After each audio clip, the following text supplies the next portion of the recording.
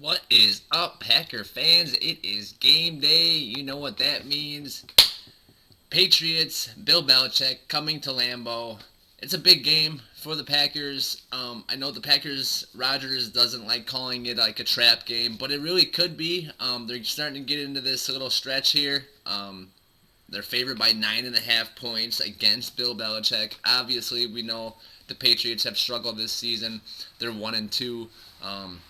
They're not the same team without Brady. They're starting to see that it was, all these things about the Patriots. But obviously, it is hard to find a quarterback in this league. Mac Jones struggled last week, threw 3 interceptions in the game before he got injured in the fourth quarter.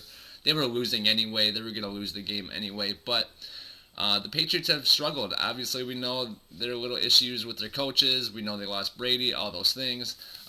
But yeah, the Packers they need to win this game. They need to come out and jump on this Patriots team early, get some points. I don't think the Patriots offense is going to be able to score a lot of points against this Packers defense. If Brady wasn't able to, even with his weapons, I don't think Hoyer will be able to. Packers just have to get out ahead and then, just kind of maintain that lead, run the ball later on in the game. Dylan, try to keep the ball, run the clock, things like that. But Brian Hoyer is starting for the Patriots. Mac Jones is officially ruled out. We just got word that Jakobi Meyers, the wide receiver, is also out today. And that the Packers elevated Keandre Thomas, the cornerback. Caleb Jones is out with an illness. And then Yash was placed on the injury report with an illness too. We'll see how that affects Bakhtiari with his minutes.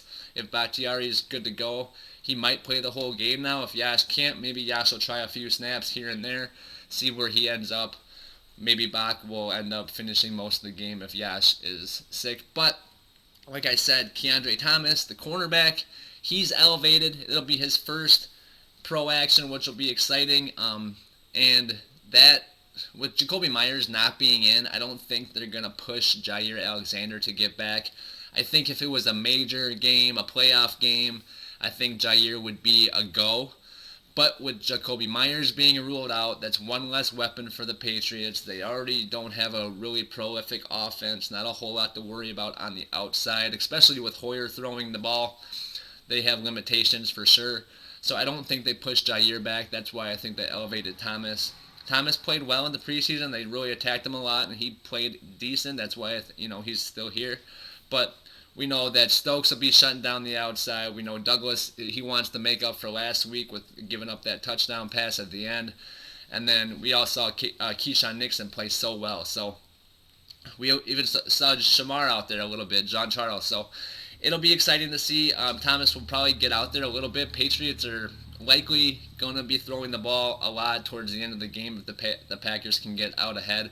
Like I said, they're favored by 9.5, which is a ridiculous, margin in the NFL today. Right now, the average, margin of victory in games is like 4 points. So to be that high ahead, that much more is a lot.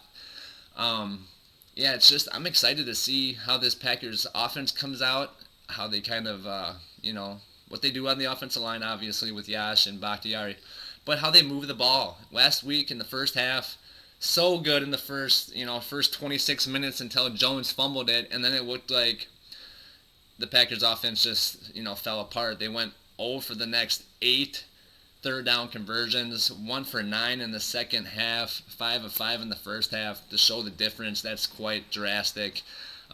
But the 1 for 9 shows that look how many chances they got because the defense kept holding Brady. But Packers need to do something with that. They're not going to always be able to just hold teams down like that unless they are able to. And then, by all means, just hold teams to 12 points and score 14 every week and call it a W. So, but big news today. We are getting Christian Watson back. He was a full participant all week at practice. That's big for Rodgers. He'll have Dobbs, Lazard, and Cobb, as I was calling. Dobb is Cobb. But he'll have Randall Cobb Allen Lazard and Romeo Doubs to throw it to as like his top 3 guys. But I think Watson gets in there. Obviously, he's back, so he will be playing. But I think they're going to try a deep shot with him. With the Patriots kind of being injured on the back end, some of their safeties are hurt, some of their corners are injured, and I know Jalen Mills, and they don't have J.C. Jackson anymore. It looks like Adrian Phillips, their safety, and Duggar, the safety, are also injured. So I don't know the status of. I know they're going to probably try to play, but there's chances there to go try to take shots over the top. Watson's the burner. I think they give him the shot again. It's been 4 weeks now since the big drop, week 1. He didn't play last week, so I think they're going to take some chances or shots downfield. The Packers haven't done a whole lot of that this year. The one to Sammy Watkins against the Bears week 2, and then the one to Allen Lazard kind of last week, which was technically a long pass, but I think it was only like 26 yards or something, and it was towards the end of the game, but was a big throw. Still, and the one to Cobb wasn't even a long throw. It just went for 40 yards. So for the Packers, though, getting the full complement of receivers back, we still don't have Watkins for a couple more weeks, but hopefully we can run the ball. Aaron Jones and A.J. Dillon need to get involved more. They need to be more productive. They got a few carries last week, a couple touches last week, but they just couldn't get anything going at all. I think against this Patriots defense, they'll be able to move the ball a lot more.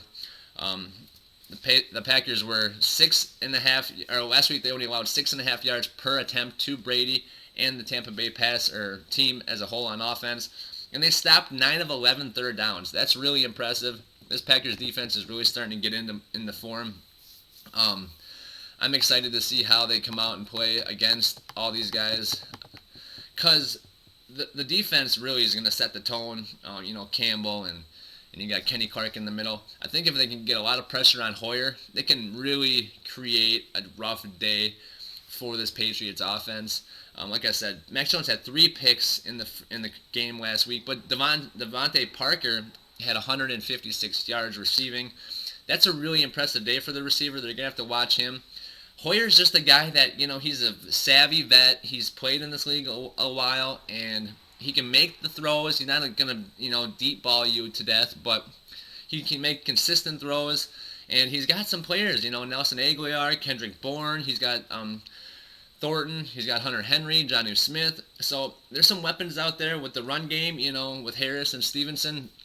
So it's going to be interesting to see how this Patriots offense looks. They were really kind of stagnant last week, but they scored some points, and with Hoyer in there, maybe he gives them a little bit of a jolt. Mac Jones had 3 picks. That's you can't, really hard to win if your quarterback has 3 interceptions.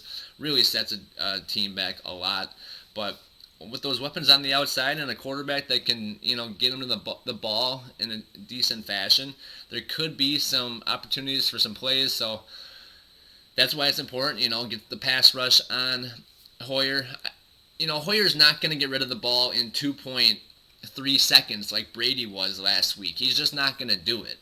That's why Brady's Brady. So there's going to be opportunities to get to Hoyer. Last week, 31.4% rate allowed for Patriots last week when it came to blitzes. So, they're a lot of protection issues with up front for them. There's going to be chances to get to Hoyer, and vice versa. The Patriots blitzed Lamar Jackson a lot. They got to him 4 times for 4 sacks. But that happens with running quarterbacks and Lamar, and it didn't really affect him at all. But Packers offensive line looks a lot better. Aaron Rodgers is going to be facing the blitz that likely, but that's what happens with veteran quarterbacks when you blitz them a lot. They have a tendency to burn you. They have a tendency to see where the blitz is coming from, and they'll throw it, into the blitz to an open guy and make you pay. So that's why, last week, though, we did blitz Brady quite a bit. We really did. We were just trying to get after him. So if you let him sit back there and pick your zone apart, he's going to burn you. If you blitz him, he's going to burn you. But at least he gets the ball out. They're quick, short throws, and then you try to rally to make the tackle. That's kind of the the theory behind that. But with Brian Hoyer, it's, blitz him, get after him, make him think that there's a look coming that's not, and then have him throw into somewhere where he thinks the guy's blitzing from, and then a guy's moving into that zone. And I think the Packers will be able to get some interceptions today. We only have one on the season in the first 3 games, and that was Jair week 2 against Justin Fields. So some interceptions would be nice. This would be a good week. Mac Jones threw 3 last week, so I was all kind of excited to play him, but now Hoyer's in there, so maybe even more of a shot for the Packers to get some nice plays on defense, and then maybe a really good day to just kind of cultivate this offense. Run the ball, use the play action pass, after setting up the run with everything, and then go over the top, just simple basic football concepts, and just make it real easy for these young guys, and short throws, intermediate throws, quick slants, things like that. Get it to Watson downfield. He hasn't received a pass downfield from Aaron Rodgers since that first one, week 1. Rodgers has given it to him on end arounds and sweeps and stuff, and then Jordan Love threw it to him at the end of week 1 and during the garbage time against the Vikings, but that was not Rodgers. He has not received a downfield pass since that one he dropped. So, it'll be nice to see them get into the mix a little more. Romeo Doubs obviously had his coming out party. 8 targets, 8 catches, 73 yards. Rookie, NFC Offensive Rookie of the Week last week, which was really impressive considering Olave had over 100 yards, over 120 yards receiving. I think he even had 150, but, really impressive with the 8 targets and 8 catches. People look at that because that means every time you're getting a ball thrown to you, you're catching it. That's pretty impressive. So that was kind of the slack on Devante Parker last week. He had 5 catches, but 10 targets, 156 yards, which is super impressive. But 2 of the interceptions of the 3 that Mac Jones threw were because he was trying to target Devante Parker. Parker doesn't get a lot of separation, but we'll see how it goes today. Like I said, with Aguilar, Bourne, Thornton, and Parker, that's some weapons for Hoyer. And then the 2 tight ends, Henry and Jonnu Smith, the highest paid tight end tandem in the league, and they pay a lot of money for these receivers. I think the Giants pay the most in the league, but Patriots are right there with them after paying to get Aguilar and Bourne to come there, and then having Devante Parker come over. So, big day for the Packers. Like I said, kind of a trap game. I know they don't like using all those terms, but it is, because now we'll go to London. We have the Jets and the Giants, and then we have the Commanders. So, with 3 games in a row that we're going to be favored until we probably, at Detroit, depending on how Detroit goes the next couple weeks here. And then we have at Buffalo. So, that's really where we're want to get to and be undefeated to that point. So it starts today, big game at Lambeau.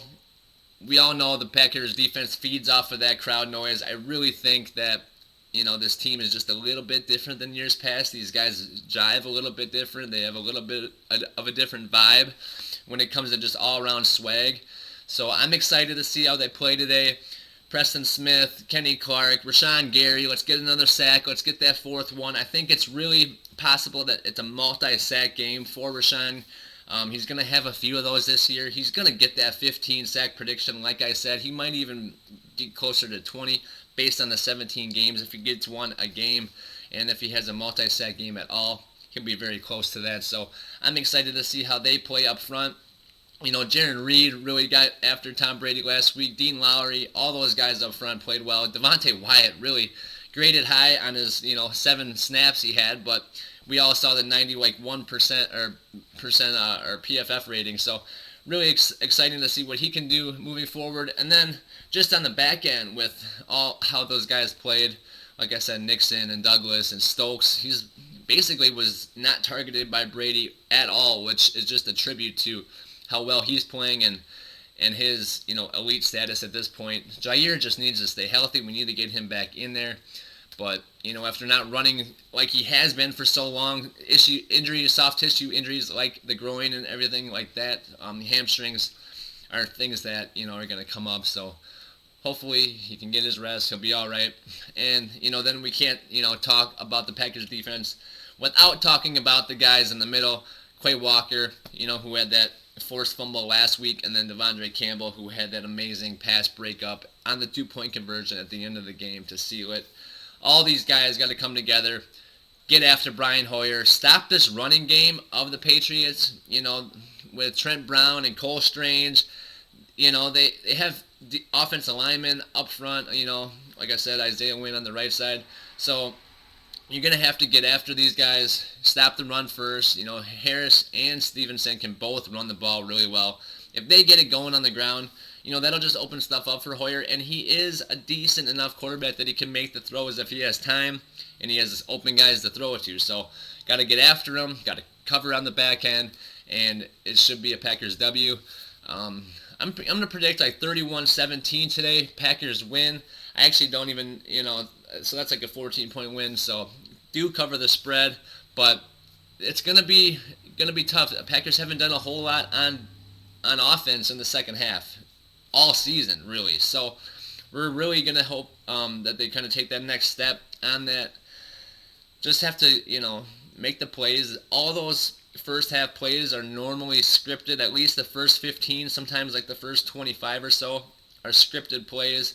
Guys know exactly where they're supposed to go, what they're supposed to do, and where they're supposed to be. It's some of those off-script second half plays where you need guys to kind of figure it out, or you're kind of drawing plays up in the dirt, and you need guys that know what they're doing. So that's kind of where the youth shows itself, is in the second half, because those plays are no longer scripted. So it's important that we just keep allowing all these young guys to develop.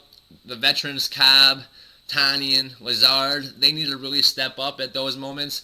We need a lot more out of Jones and Dillon, but it all starts with Aaron Rodgers. He needs to just be elite when it comes to leading this team, driving the ball down the field, making good choices when it comes to throwing it, and good choices when it comes to play calling at the line, and obviously just, good clock management, stuff like that. That's been such a big talk lately with all these different teams, and Rodgers calls timeouts here and there and gets down to the zero, like Tom Brady almost got down to the zero on the touchdown play, and then on the delay game 2-point play. So all that's been big talk. So just want good, clean game. The Packers had 8 penalties last week. That's something that can be cleaned up. I just hope that they figure it out. Some of those plays on the back end, pass interference, stuff like that, illegal contact. You got to just, play clean, and you don't want to have Patriots getting free, cheap yards like that. So 8 penalties is something the Packers can clean up for sure, and I look for them after a really, really, tough, emotional, gritty, the GOAT Bowl, they were calling it last week with Brady and the Bucks and Rodgers and the Packers. So after such an emotional week, I think that, it's a game that the Packers just need to come into, play their game, do what they do, run the football, play action, like I said. So Packers win 31-17, and I think Romeo Doubs has another good game. I think he continues to lead the Packers in targets. Lazard, keeps improving. He's still coming back from that ankle. So, but I look for Christian Watson to make a big play on offense, get into the start getting into a little bit of a rhythm now. This is his 4th week. I know he didn't play last week, but he's been part of the offense, been part of this team. These guys are just going to keep getting better as the weeks go on. And I look for a big day from Aaron Jones on the ground, but I look for A.J. Dillon to have 1 or 2 touchdowns after getting the Packers down to the goal line. They're going to give it to A.J. Dillon. He's going to ram it into the end zone. I think it's going to be a big day for the Packers on both sides, on offense and defense, running the ball and throwing the ball. Just this Patriots team, I know it's Belichick, but I'm not as afraid of him as I used to be, or as people used to be, or I think, all this has kind of showed his true colors a little bit, and it's still Belichick. He's still going to scheme you up. He's still going to make all these changes. It's still going to be a battle to the end, and he is going to try to outsmart you, but I think the Packers just have way more talent top to bottom, just way more talent. And I think that with Aaron Rodgers going up against Brian Hoyer, it's a quarterback league. All the best quarterbacks in the divisions won last year. So this should be a game the Packers win. But like I said, trap game. Maybe they don't take them super seriously, but I think after last week and after the lost week one, they still have a lot to prove. They know it wasn't perfect. They didn't blow anybody out last week, so there's still a lot that this team knows that they can improve on. They all talk about it. I just saw Douglas say, it's my fault. They even scored that touchdown. They shouldn't even score there. And we're just lucky we were up 8 and not 7. So I just like the fact that these guys really take on the responsibility and they're all for one and just about the team and just do your individual part so that the team goals can be met, and that's so important. So really excited about this squad. If they win today, they'll be 3-1, and that's really huge for the first quarter of the season. I know it doesn't break up perfectly in the quarters. You have 1 5-game quarter, but still it's best way to do it, really. So good way to start the season, especially after obviously losing week 1 like last year, going on a 7-game win streak. Now it's been a 2-game win streak. Hopefully we can make that 3 today. So go Packers. Thank you guys for watching the video. Don't forget to like this video and subscribe to the channel. Check out other videos, and I will see you guys next time. Go Packers, go Packers, go Packers. Peace out, and see you later. Guys, I'm excited. Go Pack, go.